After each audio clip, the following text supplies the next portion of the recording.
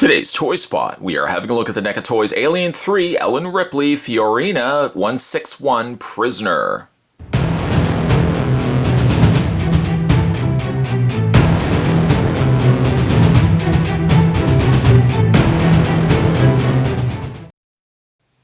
So I wanted to get to this figure earlier, I just unfortunately never got a chance to, so we're finally having a look at the more shaved head version of Ellen Ripley depicted from Alien 3, a lesser popular film among fans. I kind of in the middle, I think, when it comes to my feelings for Alien 3. On the one end, it feels very much not like an Alien movie, but on the other end, that's the one of the things that I do like about it. It's got a dark, it's got a gritty, it's got a desolate feeling to it that some of the other Alien movies don't have. It's just a real gritty Alien movie, and I kind of like that. It's also one of the movies I watched on my birthday when I was younger. I rented at a video store. I don't know what age I was, but some good times. Maybe that's why I have more of a soft spot for this particular release. Ellen Ripley comes with a pair of interchangeable arms. Yes, you can swap out her arms if you so wish to take her jacket off. She also comes with some different tools. Looking forward to getting this out of packaging. Inside the box, there is Ripley there, depicted in her figure treatment, and the back of the package. It says, after narrowly escaping LV-426, Ripley and the remaining crew of the USS Sulaco enter hypersleep for the long journey back to Earth. But a crash landing leaves Ripley alone and stranded on a maximum security penal planet Fiorina, Fury 161. She is surrounded by inmates whose double Y chromosome make them the most violent men in the galaxy. But there's something far more dangerous lurking in the shadows, something that may have been in her escape pod all along. Down below, some other figures available as well. Don't worry, we will be looking at all of these as well. And if you want to check out more from the folks over at NECA, it's as easy as heading over to www.necaonline.com. Spot's going to take a break. I'm going to get this opened up, and when we come back, yes, we are going to be having a look at the Ellen Ripley from Fiorina 161 Prisoner outfit. There's more heading your way, guys. Don't go anywhere. Maybe what we'll do before we look at Ripley, let's look at the accessories first. First things first, she comes with a flashlight. The flashlight is no real considerable detail or at least paint application that has been added to the flashlight. A very neutral black cast plastic, to which the only paint that's been added is in the front section where the, I guess I'm assuming the light is currently on. The paint is a little on the, truth be told, a little on the sloppier side. It looks like it's just caked around the inner rim of the flashlight. But for a flashlight and what it needs to do, it serves a purpose perfectly fine. I don't expect bells and whistles for a flashlight. It, again, serves its purpose perfectly fine. Moving along, she also comes included with a torch. And the torch, unlike the flashlight, has been afforded a little more additional paint. It's been given almost like a rusted gunmetal color, almost borderline, slight bit green undertones, I think, to the gunmetal color here.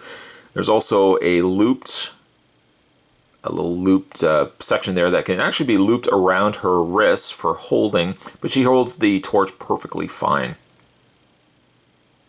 Then, when it comes to the larger accessories, she's one of the few figures that have interchangeable arms, in which you can basically, one thing that Spot has said right from the beginning and the dawning of time, or at least when I first started doing reviews, with figures having removable assets like jackets, vests, and whatnot, when you take the vest off, I always said, well, you can't take them off because the arms basically will still be showing the portions of her jacket. NECA did think that far ahead, and they gave us interchangeable flesh bare arms that you can pop these off, which I'll show you in a second, replace these, and you can have her with just her tank top on. So that's pretty cool that they come with these. But before we do that, let's look at Ripley herself. The figure is pretty good. I think the figure is really good, and I think basically seeing NECA release an original Alien Ripley and then an Aliens Ripley, the no-brainer, I think, for many people was that we were going to get ourselves a shaved head Ripley. And NECA delivers, and I think they deliver a great outing here with shaved head Ripley. Let's have a look at her face. We'll zoom the camera in there. There we go. The face is pretty good. It's, there's like areas at the side of the head, I don't know why, have imperfections to them. She's got like this indentation on the side of her forehead. Now, I didn't not watch the movie recently to like go back and say, okay, maybe she's got a notch on the side of her forehead that NECA delivered an exact copy to that. But that looks like it's more a QC issue where something just happened to the side of her head causing that little indentation. Watch me say that, and then sure enough in the movie she's got that little notch there. She's also got an area on the other side of her forehead, or on the other side of her head, that looks like it's an imperfection here. It's funny that the camera actually picks it up better than it is in first, in hand. So if you can overlook those little small hiccups, I think the face is, the sculpt is pretty good. I don't know if it reads 100% Ripley. Somehow, I guess the other figures I felt personally that they read more like Ripley. Maybe it's just because the hair did so much more to incorporate the look of Ripley. By removing that aspect, you're relying solely on the face sculpt to sell the figure. The face sculpt is good, don't get me wrong, but I don't know if it's 100% Ellen Ripley here. She does have some additional bruising that's been added to the forehead portion of the figure as well. The figure's plastic, I can safely say, is not a shinier plastic, which sometimes has been the case with these releases, so that's good. The eyes are nicely done, the mouth is nicely done. Again, not sure 100% that it looks like Ripley, but I think it's pretty close for a 7-inch figure, and in this case it looks like it could be a little bit taller. But really good looking likeness to Ripley. Not 100%, but pretty good though. Her outfit entails a tank top on the underside there, and then she's got a jacket over top of it. A jacket with a hoodie as well. Jacket is nicely sculpted. Not a lot of paint, primarily just one single color, and it's that brown color. She's got her gloves down below as well, which will be mimicked over to the interchangeable arms when we change those out in a second. And then she's got a pair of just like tattered, almost like tattered track pants, track outfit pants, or the equivalent of like, the fatigues, the actual outfits that they give the prisoners.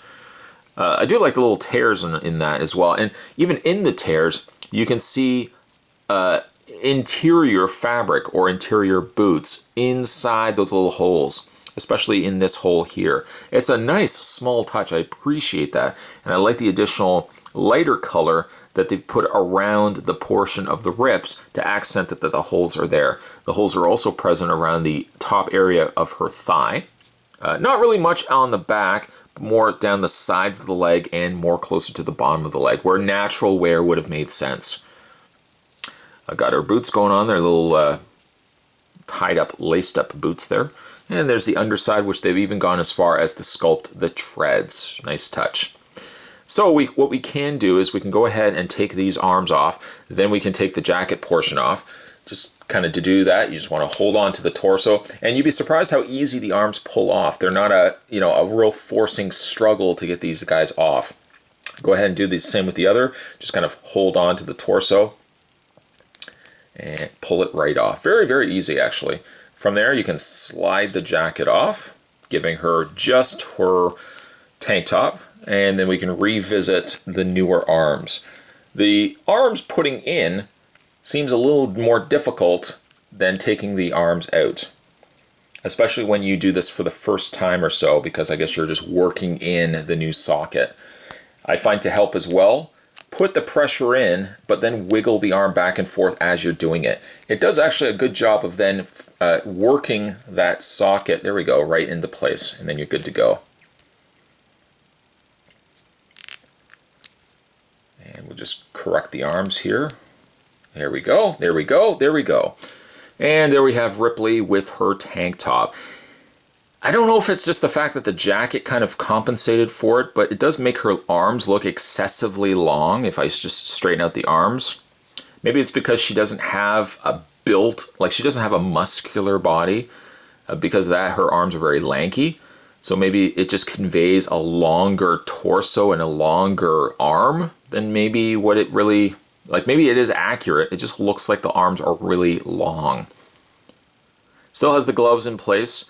And the gloves are still matching to their previous gloves. Same sculpts in there as well that you can still incorporate things such as the accessories. And we'll go ahead and incorporate the torch. We'll just slide that into place. And we can bend that up. There we go. The thing for me is, we'll get the, well, the flashlight doesn't sit as well in the other hand because the other hand is kind of just like this. It's a very limp, more relaxed palm than the other one here.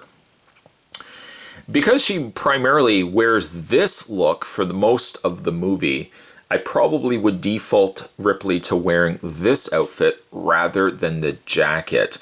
For me though, the jacket and the gloves and the arms are so nicely done. I favor more so, I'd almost want to get two of these to display them in the two different looks. They've done such a good job on the jacket and the arms that I don't really want to leave them off, but looking at Ripley the way I am right now, it fits more so Ripley looking like this than I think the other one or the original look that we had her in. Let's go ahead and have a look at her posability, which consists of the following. Ripley's head is on a ball joint, a very nice ball joint where you can full rotation up and down. Arms hinge out, no issues there. Full rotation all the way around on the arms. As you can see right there, somebody said once, Spot, you don't showcase the articulation nearly enough. You kind of just rush through it. Well, there we go. Full rotation all the way around on the arms, a bend in the forearm, and this could technically rotate all the way around as well. Ooh, okay. Then you can rotate the wrists, the gloves rotate those all the way around as well. She has a ball joint actually at the top, right underneath her chest portion right there, that rotates. And then she's got a secondary ball joint that attaches itself to the waist, which you can rotate those. Essentially, you could rotate that, not probably all the way around, that would add stress to it, but you can rotate them up and down and forward and back. Legs do hinge forward, hinge back, and you can get the split on Ripley. By that same notion, she doesn't actually have an upper torso or an upper thigh swivel, but she does have a very well-conceived bend or well-concealed bend in her knee. They hide it very well underneath the sculpt and the little flaps and little fold portions of her pants that you can barely see where her knee articulation is. That's a good sign, I think, of a toy company that understands how to conceal articulation. So really good job there. Her foot does not rotate here. However, the foot portion of her boot does rotate all the way around on her ankle. And then this also hinges up and down. Overall, I do really like this figure. I feel maybe it actually looks more like Ripley without the jacket. I know that sounds strange. The longer arms still looks a little off-putting to me, but overall the figure looks great, and you could not have had Alien Ripley and Aliens Ripley without Alien 3 Ripley. Potentially we may get ourselves an Alien Resurrection Ripley, which might be interesting as well. I'd like to see how they would take that Ripley, who has the more xenomorph style jacket and look to her. I'd be interested to see how they handle that particular Ripley. But in the meantime, really like the look of this figure. Spot apologizes that I didn't get a chance to have a look at this one earlier. Certainly though, stay tuned guys. Spot's going to have more Toy Spots heading your way. In the meantime, today we were having a look at the Ellen Ripley in the Fiorina 161 prisoner outfit or fatigues. Stay tuned, guys. Like I said, Spot's got more videos. That's true. More are heading your way. See you guys next time.